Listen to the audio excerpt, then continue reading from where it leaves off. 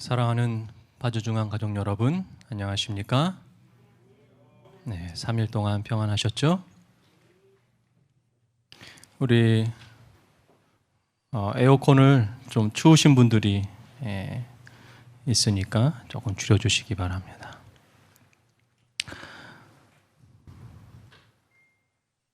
우리 명금수 집사님의 기도가 참 감동이 있습니다.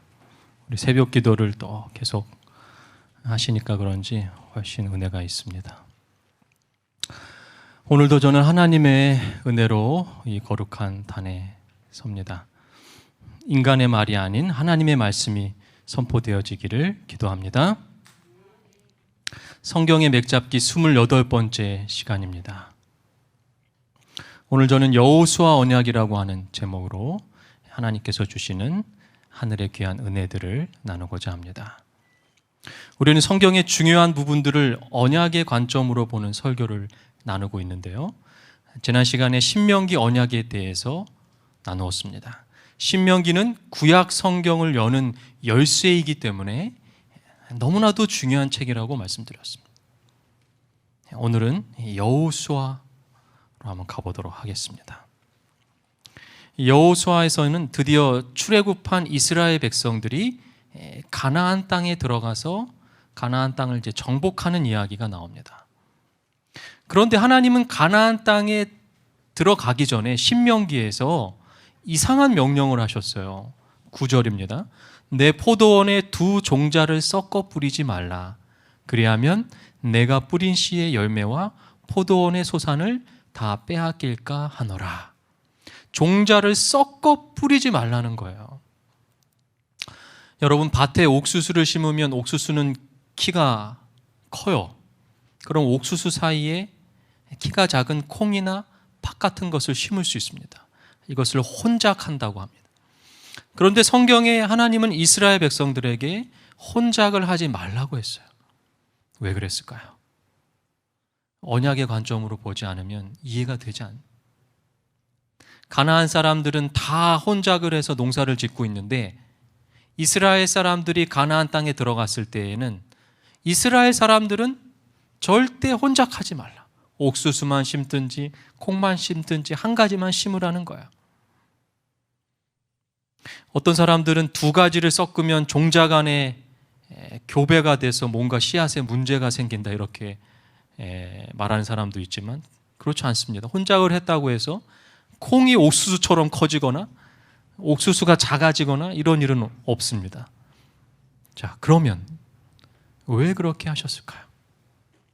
철저하게 농업에 대한 신명기의 원칙은 한마디로 말씀드리면 자기 이익의 금지, 자기 이익의 극대화를 금지한다.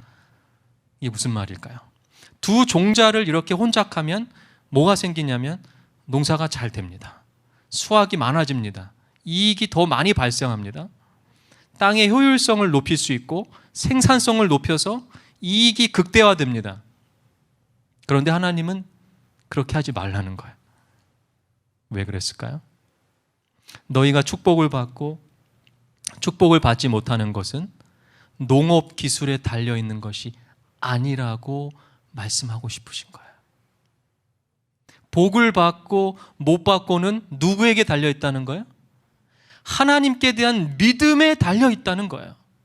농업 기술이 아니라 믿음이 중요하다는 거예요. 언약의 말씀대로 순종해서 믿으면 하나님께서 때를 따라 비도 내려주시고 메뚜기가 오는 것도 막아주신다는 거예요. 그런데 이스라엘 백성들이 가나안 땅에 들어가서 자기의 이익을 위하여, 욕심을 위하여 선진 농법, 선진 기술들을 사용하려 했다가 결국은 망할 수도 있다는 거예요. 오늘 우리는 믿음에 대한 굉장히 놀라운 이야기들을 바라보게 될 것입니다. 제가 오늘 설교를 준비하면서 깊은 회개를 많이 했어요. 제가 목사로 살아가면서 성도들에게 설교하면서 어떠한 상황에서도 믿으세요. 믿음을 가지고 살아가세요. 라고 설교하면서 저 자신은 정작 그런 믿음이 너무나도 부족하다는 사실을 발견해요. 얼마나 부끄럽던지요. 제가 오늘 말씀을 통해서 얼마나 힘을 얻었는지 몰라요. 농사 기술에만 의존하고 하나님을 신뢰하지 않으면 어떻게 된다는 거예요? 메뚜기가 와서 다 잘라먹고 풍재가 와서 한재가 와서 그 농사 다 망칠 수 있다는 거예요. 단순하게 믿음을 가지고 하나님의 명령대로 농사를 지으면 더 많은 복을 주시겠다는 거예요. 가나안 사람들이 자기들의 농사 기법으로 혼작을 하면서 열심히 농사한 것보다 하나만 심어도 하나님이 더 낫게 해주시겠다는 거예요. 그것을 가나안 사람들에게 보여주시겠다는 거예요. 여러분, 우리에게는 전문 기술이 필요한 것이 아닙니다. 언약주에 대한 믿음이 필요한 거예요. 오늘 이 시간 기술의 전문가가 되지 마시고 언약의 전문가가 되어주시기를 바랍니다. 우리는 기술의 전문가가 되는 것이 아니라 믿음의 전문가가 되어야 되는 거예요. 신명기에 제가 예전에 설교에서 소개했던 장면인데요. 전쟁에서 이기려면 배설물을 잘 배설하라.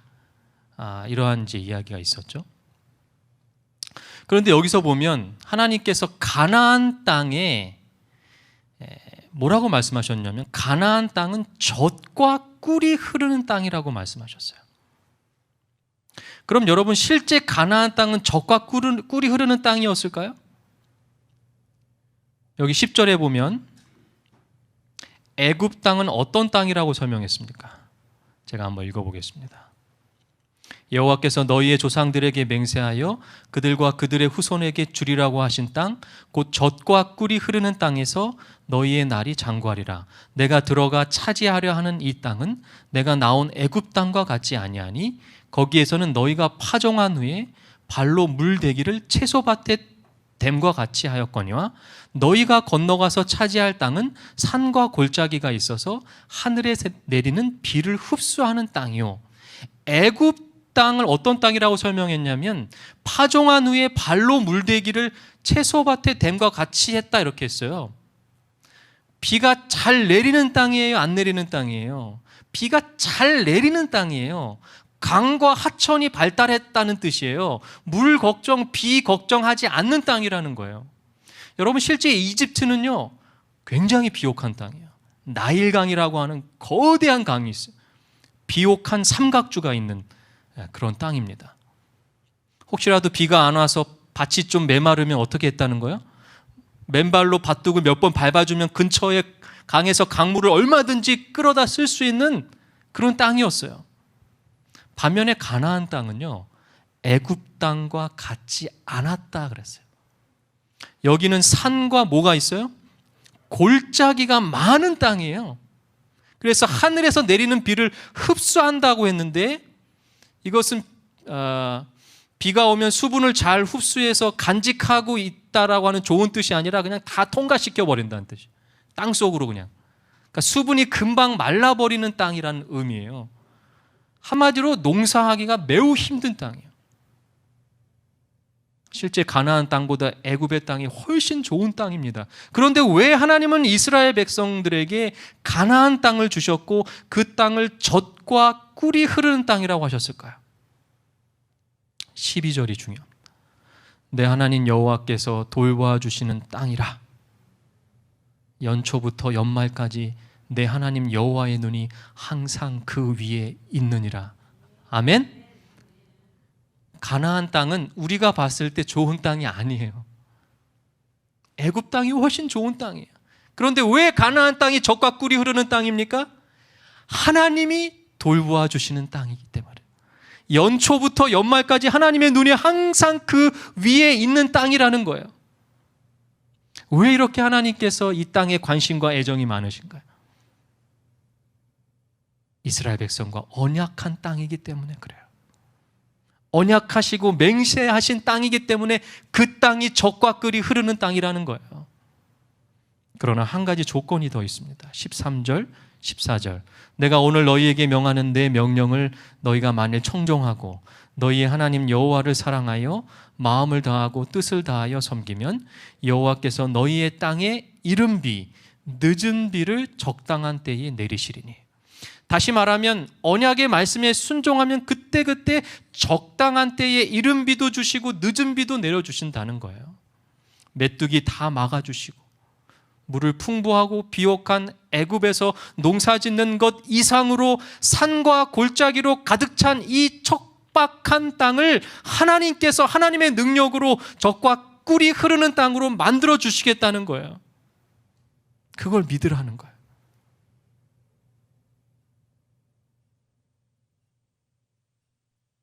그래서 여호수아 1장에는 이렇게 말합니다. 이 율법책을, 여기서 율법책은 크게는 모세오경, 작게는 신명기를 말하는 거예요. 율법책을 내 입에서 떠나지 말게 하며 주야로 그것을 묵상하여 그 안에 기록된 대로 다 지켜 행하라.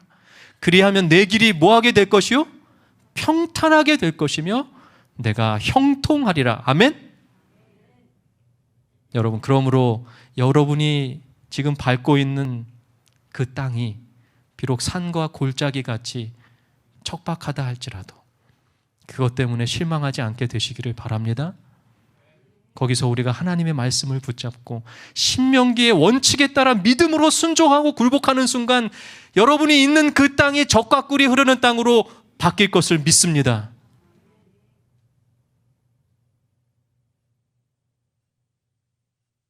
(5장 2절입니다) 그때 여호와께서 여호수아에게 이르시되 너는 부싯돌로 칼을 만들어 이스라엘 자손들에게 다시 할례를 행하라 하시매. 가나안 이제 정복을 앞두고 하나님은 이스라엘 백성들에게 아주 이상한 명령을 하시는데요. 40세 미만의 남자들이 할례를 받게 하셨습니다. 여러분, 그 당시에 수술 도구가 있었나요? 마취제가 있었나요? 약이 있었나요? 없었습니다. 여기 보세요. 부싯돌 하나 가지고, 돌칼 가지고 한번 상상해 보세요.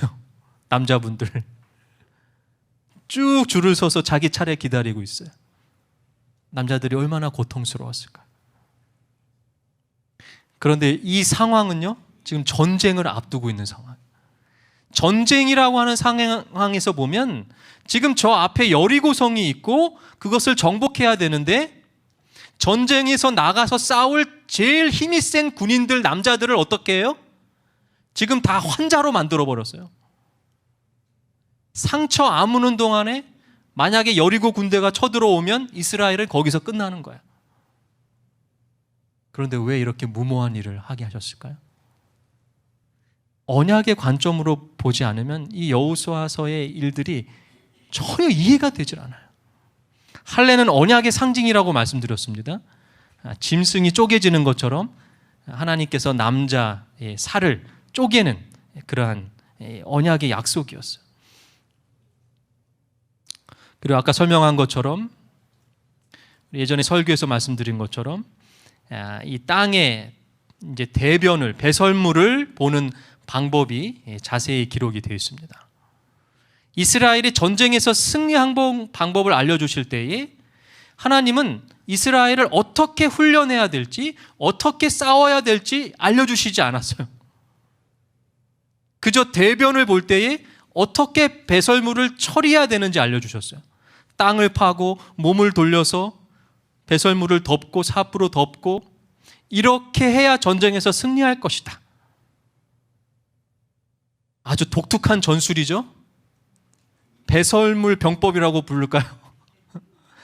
알아듣기 쉽게 말하면 전쟁하면서 똥을 잘 넣어야 이긴다, 이런 전술이에요. 참 이상하죠. 여러분, 이러한 내용들을 우리가 어떻게 이해할 수 있습니까? 언약의 관점이 아니고서는 이해할 수가 없어요. 가나안 정복의 전쟁은 영토를 확장하려고 하는 인간의 욕심과 야욕의 실현을 하기 위한 차원의 전쟁이 아니라 영적으로 도덕적으로 부패한 그 가나안 백성들에 대한 하나님의 심판에 대한 전쟁이었어요. 그러므로 모든 전쟁은 자신과의 성결, 전쟁이에요. 내가 얼마나 하나님 앞에 언약 백성으로서 성결한가. 거룩한 전쟁이에요. 그런데 이 성결이라고 하는 것이 뭐 엄청난 것이 아니고 우리의 삶 속에서 가장 사소한 배설하는 하찮게 여기는 일 가운데에도 하나님의 말씀을 순종하고 따라가는 것이 성결이라는 거예요. 그래서 이런 법을 주시는 거예요. 여호수아 6장 12절 13절입니다. 또 여호수아가 아침에 일찍 일어나니 제사장들이 여호와의 궤를 메고 제사장 7은 양각 나팔 7을 잡고 여호와의 궤 앞에서 계속 행진하며 나팔을 불고 무장한 자들은 그 앞에 행진하며 후군은 여호와의 궤 뒤를 따르고 제사장들은 나팔을 불며 행진하니라. 이스라엘 백성들이 전쟁을 해야 되는데요, 갑자기 언약궤를 앞세우고 하루에 한 바퀴씩 도는 거예요. 자, 여러분 가만히 생각해 볼까요? 물론 할례를 받고 어느 정도 나았을 수도 있어요. 그런데 그 중에는 어떤 사람들은 할례 받고 아직 제대로 상처가 아물지도 않은 사람들도 많이 있었을 거예요. 그러면 다리를 쩔뚝거리지 않았겠습니까? 겨우겨우 힘을 내서 돌았을 거예요. 말이 성을 하루에 한 바퀴 도는 것이지 할례 받은 사람들한테 한 바퀴 돌라고 하면 엄청나게 힘든 일이에요. 한번 이 장면을 생각해 보세요. 근데 여리고 사람들이 이스라엘 백성들을 지켜보고 있는 거예요. 매일매일 지켜보는데 쩔뚝거리면서 끙끙거리면서 심각하게 걷는 이스라엘 백성들을 보면서 그들이 어떤 생각을 했을까요? 야, 쟤네들 왜 다리를 쩔뚝거리면서 왜 저렇게 도는 거지? 아, 이거 무슨 심리 전술이구나. 아침마다 도니까 이 여리고 사람들이 긴장하고 지켜보는 거예요. 엄청난 심리전이에요. 자, 7째 날 새벽에 그들이 일찍이 일어나서 전과 같은 방식으로 그 성을 7번 도니 그 성을 7번 돌기는 그날뿐이었더라. 여러분 같으면 몇 시에 돌겠습니까? 아침 먹고 9시쯤에? 낮에는 좀 더우니까 해질 때? 이스라엘 백성들은 아침에, 그리고 7째 날에는 새벽에 돌았어요. 아침에 일찍이 일어났어요. 그리고 성을 돌았어요. 7째 날 새벽에 돌았는데 한 바퀴가 아니라 7바퀴를 돌았어요. 7바퀴를 돌아야 되니까 더 빨리 일어났을 거예요. 그래서 새벽에 일어난 거예요. 한 바퀴 도는데 한두 시간 걸렸다고 하면 어때요? 힘들었겠죠? 그런데 11절에 보면 여호와의 궤가 그 성을 한 번 돌게 하고 그들이 진영으로 돌아와서 진영에서 뭐 하니라? 자니라. 왜 그랬을까요? 피곤하니까. 한 바퀴 도는데 얼마나 피곤해. 그냥 자는 거야. 이게 이스라엘의 작전의 전부예요. 똥 잘 누고 잠 잘 자는 게 작전이에요. 그러니까 여리고 사람들이 성에서 새벽마다 군인들이 뭘 하는지 봤을 거 아니에요. 경계를 하면서 긴장하는 거예요. 아, 저 소문을 들어보니까 하나님의 백성이라는 거예요. 뭐 하는지 봤는데 아침에 일어나서 그냥 한 바퀴 도는 거예요. 쩔뚝거리면서. 나팔을 막 부는 거예요. 칼은 아무도 안 들었어요. 언약궤라고 하는 거 메고 사람들이 쭉 따라오는데 고도의 심리전이에요. 뭔가 이상한 거예요. 그리고 한 바퀴 빙 돌고 난 다음에 텐트로 돌아가서 뭐예요? 잠을 자는 거예요. 여러분들이라면 이 명령이 하나님의 명령이라고 해서 정말 지킬 수 있겠습니까? 저는 이 장면을 언약의 관점으로 보지 않았을 때는 그냥 마치 아이들에게 이야기할 때 가장 좋은 그냥 이야기처럼 생각을 하고 지나갔어요. 그런데 만약에 우리가 그 상황에서 그것을 해야 된다라고 한번 생각해 보세요. 여러분은 과연 하실 수 있겠습니까? 여러분, 이스라엘 백성들의 믿음이 정말 대단한 거예요. 그러기를 며칠 동안 해요? 7일 동안 돌고 자고 돌고 자고. 이게 믿음이라는 거예요. 이게 믿음이라. 이 전쟁은 우리들의 전쟁이 아니라는 거예요. 하나님의 전쟁이에요. 그들이 싸우는 전쟁이 아니라 언약주가 대신 싸우는 전쟁이라는 거예요. 그래서 이스라엘 군사들은 모든 것을 여호와께 온전히 맡기고 그 말씀에 순종하는 모습을 보여주는 거예요. 저는 이스라엘의 역사 가운데 이스라엘 백성들이 가장 믿음이 있었던 순간이 이 순간이라고 저는 믿어요.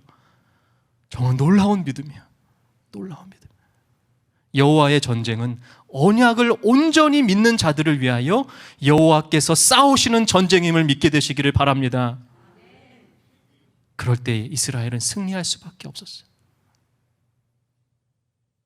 여호와의 전쟁은 상대방과의 전쟁이 아닙니다. 나와의 전쟁이에요. 나 자신과의 전쟁이에요. 내가 하나님을 믿느냐 믿지 못하느냐의 전쟁이에요. 집단적으로 할례식을 할 때에 엄청난 믿음이 필요했을 것입니다. 죽을 수도 있어요. 전쟁을 바로 앞두고 있어요. 그러나 그들은 하나님을 믿었어요. 여리고성을 하루에 한 바퀴, 7일째 7바퀴를 도는 이 행동은 엄청난 믿음이었어요. 그리고 7이라고 하는 숫자는 언약의 숫자라고 말씀드렸습니다. 적과의 전쟁에서 이기기 위해서 먼저 자신의 의심과 불신과 싸워 이겨야만 했어요. 이스라엘 백성들이 어땠을까요?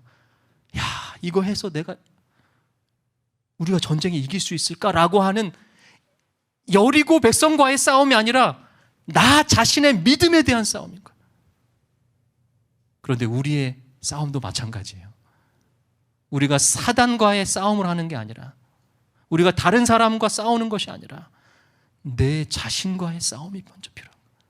내가 하나님의 말씀에 순종하고 있는.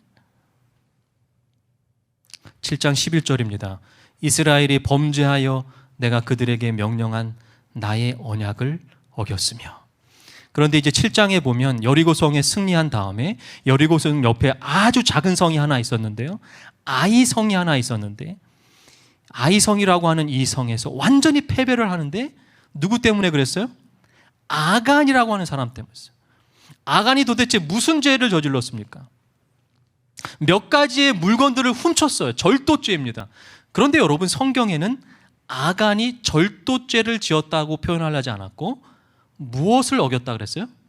언약을 어겼다라고 말합니다. 7장 15절이에요. 온전히 바친 물건을 가진 자로 뽑힌 자를 불사르되 그와 그의 모든 소유를 그리하라. 이는 여호와의 언약을 어기고. 아이성이 패배한 이유는 아간이 도둑질했기 때문이 아니라 아간이 언약을 어겼다라고 성경은 말하고 있어요. 이제 성경에, 특별히 역사서에 언약을 어겼다라고 하는 표현이 나오면 여러분들은 신명기를 찾아보시면 돼요. 신명기에서 하지 말라고 했던 일을 한 거예요. 자, 그러면 신명기에 어떠한 법이 있었을까요?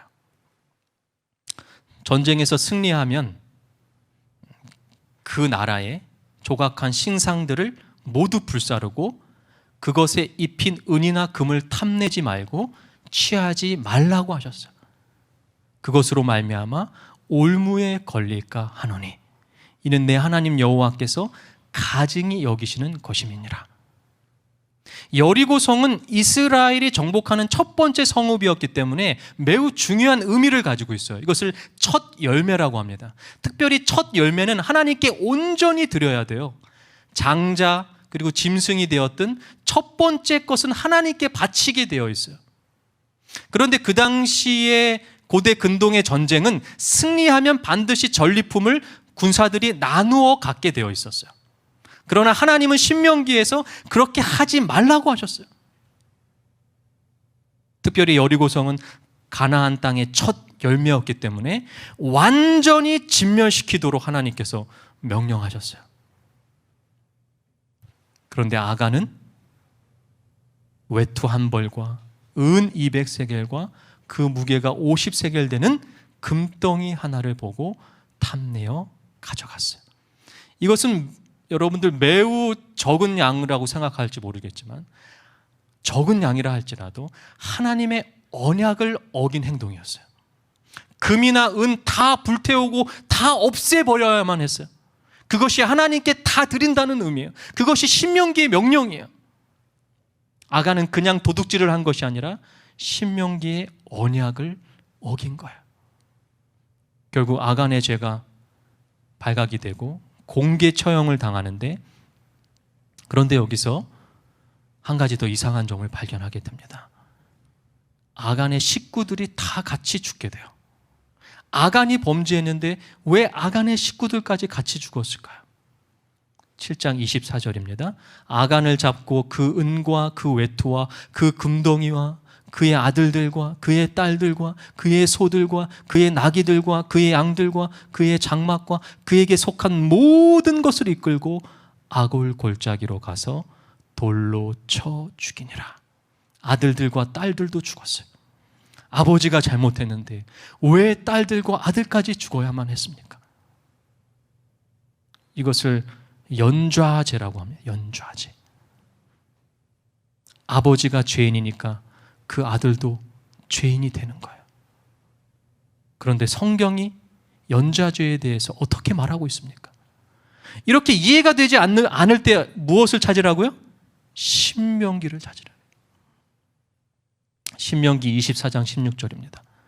아버지는 그 자식들로 말미암아 죽임을 당하지 않을 것이요 자식들은 그 아버지로 말미암아 죽임을 당하지 않을 것이니 각 사람은 자기 죄로 말미암아 죽임을 당할 것이니라.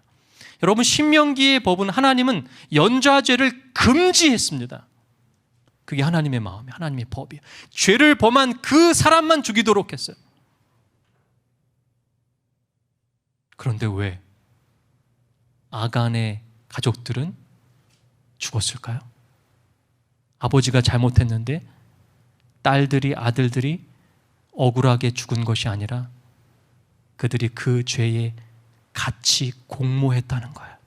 온 가족이.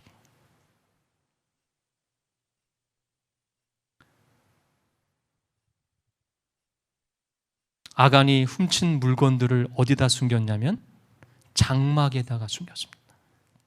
가족이 있는 텐트 안에다 숨겼어요. 그것을 식구들이 봤을까요? 못 봤을까요? 온 집안 식구들이 아버지가 하니까 그 일을 말리지 못했을까요? 그 아들 중에 한 명이라도 신명기의 말씀대로 아버지 이러시면 안 됩니다 라고 했다면 어땠을까요?